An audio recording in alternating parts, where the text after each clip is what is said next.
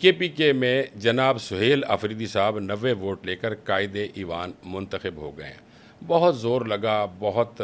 رولا گولا رہا اور بہت کہا گیا کہ جی 20 لوگ جو سے ہیں وہ ایک سائڈ پہ ہو گئے ہیں، کچھ کو آزاد ارکان بنا دیا گیا اور یہ کہا گیا کہ یہ بڑا ایک ٹینشن ہوگی۔ جناب گورنر صاحب استعفے کو کہہ رہے تھے کہ سگنیچرز نہیں میچ کر رہے، لیکن اسمبلی فلور پر علی امین گنڈا پور نے کھڑے ہو کر یہ کہہ دیا کہ میں نے خود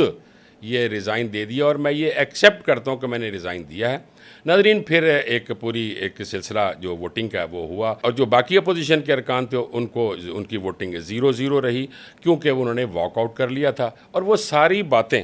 جو یہ کہی جا رہی تھی کہ 20 بندے یا 22 ارکان ایک طرف ہو جائیں گے، یوں ہو جائے گا، تاکہ ایک پورا ایک